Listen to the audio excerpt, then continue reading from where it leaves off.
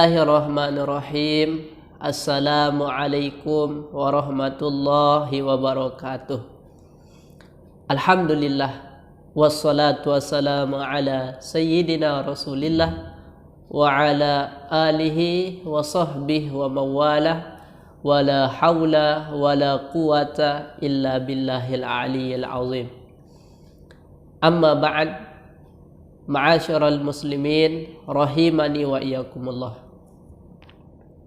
Di dalam menjalani kehidupan ini, kita harus yakin bahwasanya dunia ini bukanlah tempat tinggal yang sesungguhnya.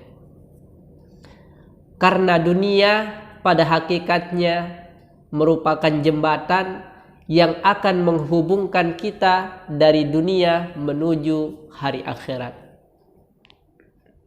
Dunia adalah tempat kita bercocok tanam, menanam amal kebajikan yang akan kita panen tentunya nanti di akhirat. Hal ini sebagaimana sabda Rasulullah sallallahu alaihi wasallam, "Ad-dunya mazra'atul akhirah."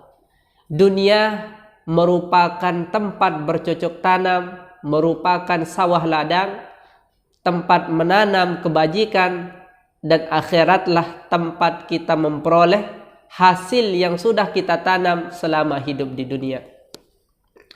Dan tentu saja setiap gerak-gerik langkah yang kita kerjakan selama hidup di dunia pasti akan dimintai pertanggungjawaban di hadapan Allah Subhanahu wa taala. Hal ini sudah jelas diterangkan di dalam Al-Quran surah An-Nahl ayat 93. Allah Subhanahu wa ta'ala berfirman, A'udzu billahi minasyaitonir rajim. Walau sya'allahu laja'alakum ummatan wahidah. Seandainya Allah berkehendak, niscaya Allah akan menjadikan semua manusia menjadi umat yang bersatu padu, Muslim semuanya. Walakin yudhillu may yasha, akan tetapi Allah yudhillu may yasha, menyesatkan orang-orang yang dikehendakinya. Wa yahdi may yasha, dan Allah memberikan petunjuk ke dalam orang-orang, ke dalam hati orang-orang yang dikehendakinya. Wala tus'alunna amma kuntum ta'malun. Inilah poin dari yang akan saya sampaikan. Wala tus'alunna amma kuntum ta'malun. Dan pasti sungguh kalian akan ditanya terhadap apa yang telah kalian kerjakan selama hidup di dunia ini. Di dalam akhir ayat tersebut, Allah Subhanahu wa ta'ala dengan gamblangnya menjelaskan kepada kita semua bahwasanya Allah Subhanahu wa ta'ala berfirman, wala tus'alunna amma kuntum ta'malun. Dan sungguh pasti kalian akan ditanya terhadap gerak-gerik langkah kaki yang telah kalian kerjakan selama hidup di dunia. Setidaknya berdasarkan hadis yang sahih dari Rasulullah sallallahu alaihi wasallam, ada 4 pertanyaan yang akan ditanyakan oleh Allah Subhanahu wa taala kepada kita nanti di akhirat kelak.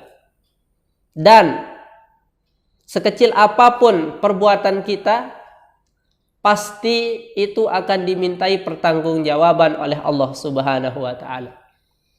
Faman ya'mal misqala dzarratin khairan yarah wa man ya'mal misqala dzarratin syarran yarah. Barang siapa yang mengerjakan kebaikan sebesar biji zarrah, yang sekecil biji zarrah, niscaya dia akan menemukan balasannya.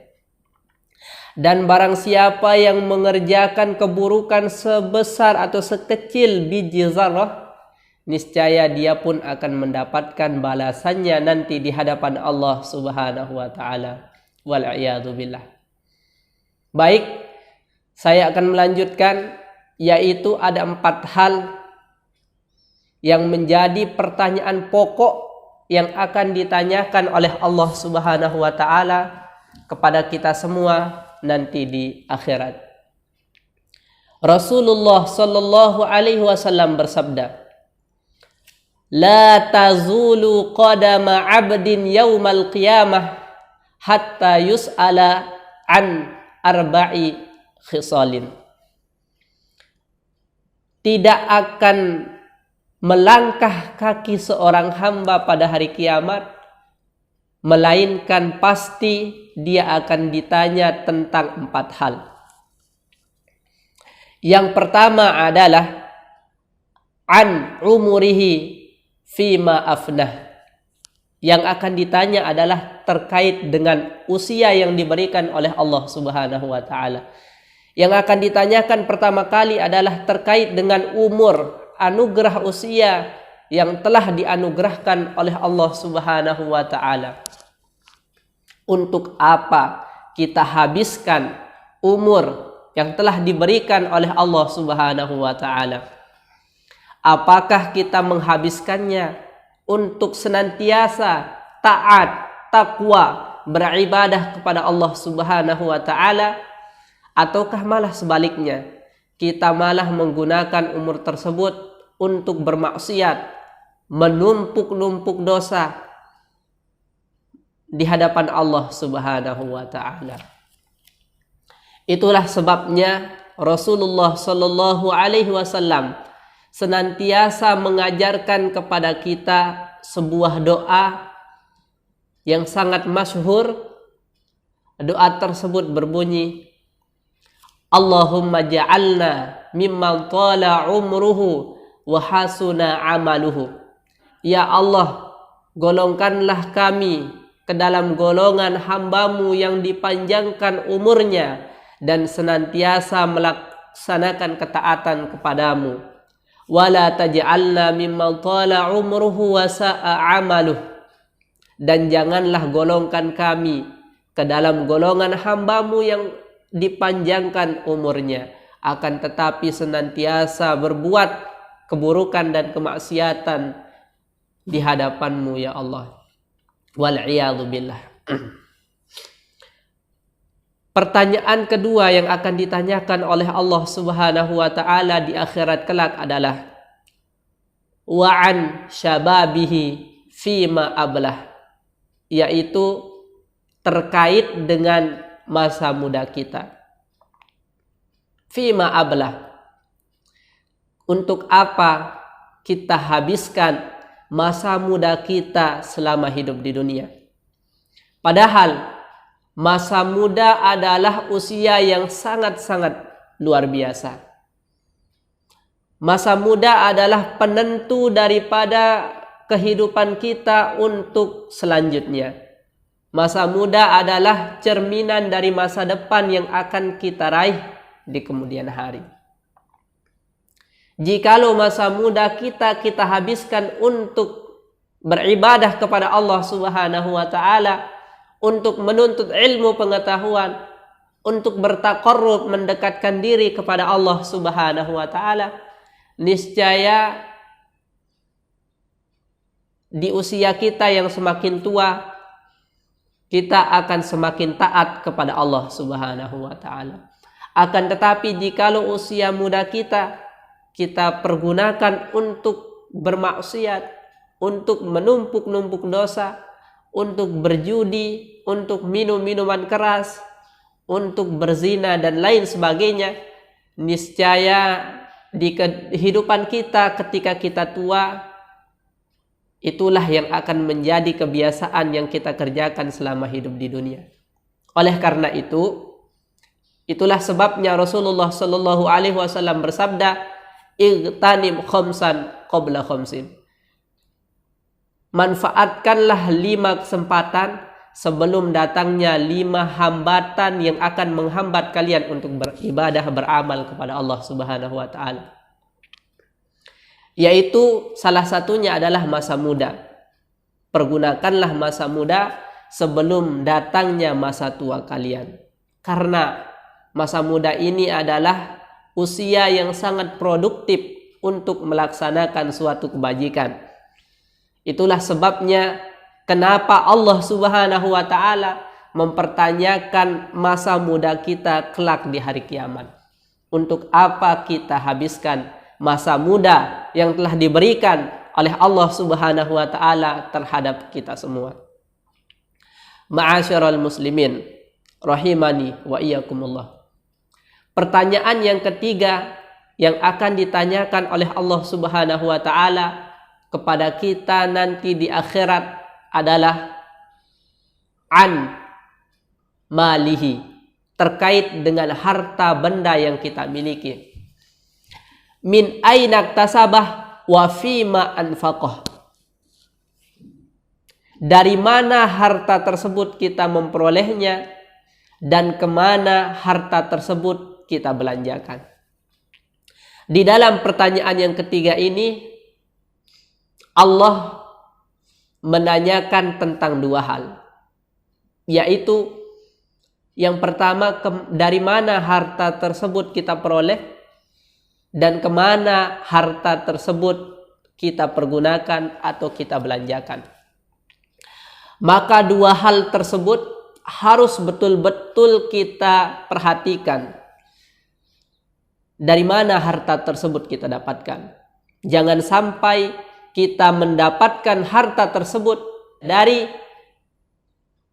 jalan atau dengan cara yang tidak baik. Lebih-lebih dengan cara yang diharamkan oleh Allah Subhanahu wa taala.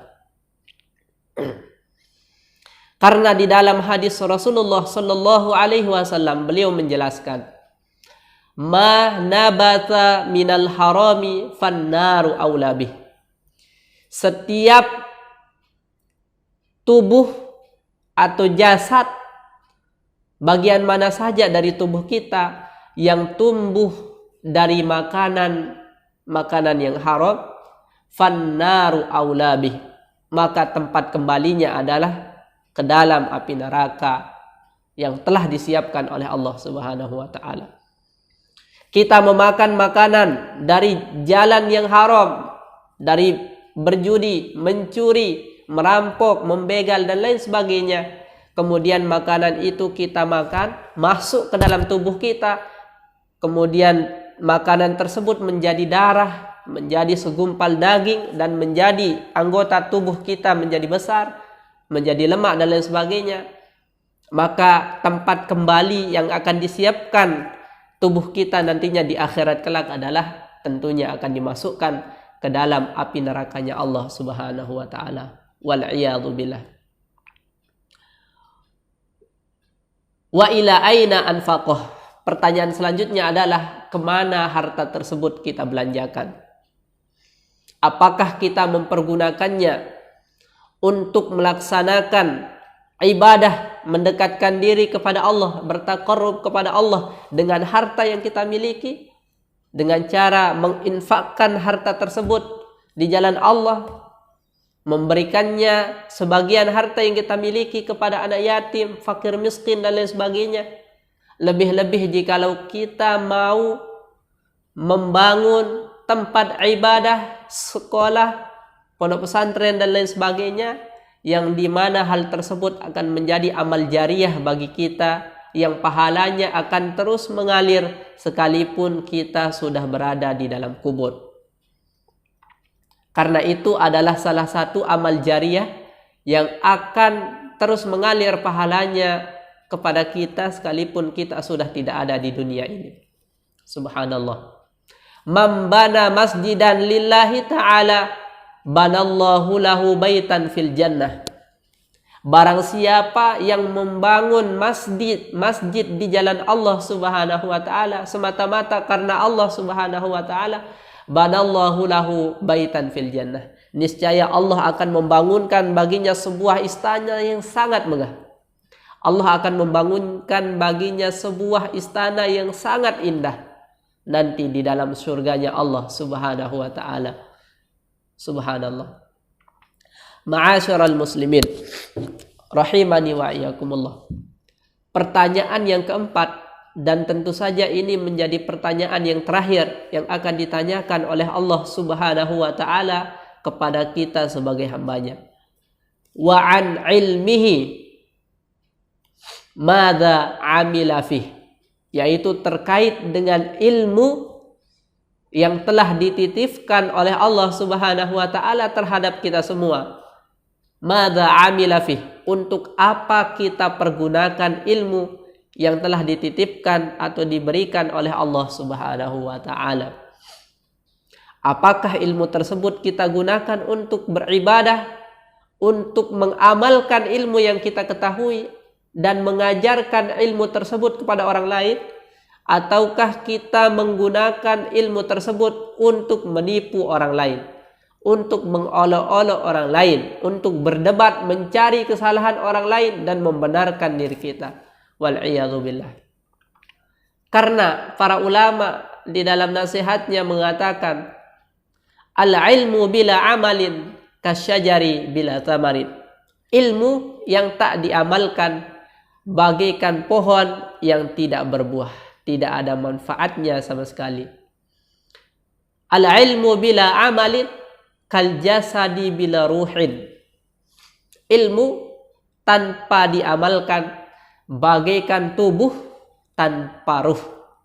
Ya, tentu saja tubuh jasad tanpa ada ruh di dalamnya, maka dia hanya sebuah bangkai yang tidak berguna, tidak ada manfaatnya. Dan Allah Subhanahu wa taala juga menjelaskan di dalam firman-Nya, menegaskan bahwasanya ilmu yang telah dititipkan oleh Allah Subhanahu wa taala kepada kita semua adalah hanya sedikit, secuil dari ilmu yang dimiliki oleh Allah Subhanahu wa taala.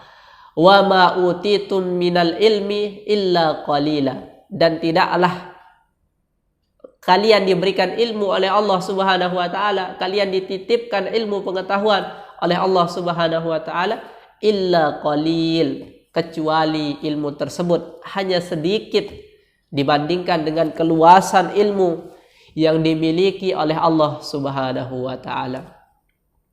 Ma'asyiral muslimin, mudah-mudahan dengan mengingat dan memahami 4 pertanyaan pokok yang akan ditanyakan oleh Allah Subhanahu wa taala tersebut, mudah-mudahan kita semakin termotivasi di dalam beribadah kepada Allah Subhanahu wa taala dan betul-betul memperhatikan 4 hal tersebut. Yang pertama terkait dengan umur, dan yang kedua terkait dengan masa muda, yang ketiga terkait dengan harta benda, dan yang terakhir terkait dengan ilmu yang kita miliki. Mudah-mudahan kita bisa memanfaatkan ilmu tersebut, keempat hal tersebut, dan mudah-mudahan kita dimasukkan dan digolongkan oleh Allah Subhanahu wa taala menjadi orang yang panjang usianya, yang tinggi ilmunya, yang banyak hartanya, kemudian bisa memanfaatkan usia kita untuk taat dan bertaqarrub, mendekatkan diri kepada Allah Subhanahu wa taala. Amin ya rabbal alamin. Demikian yang dapat saya sampaikan. Wassalamualaikum warahmatullahi wabarakatuh.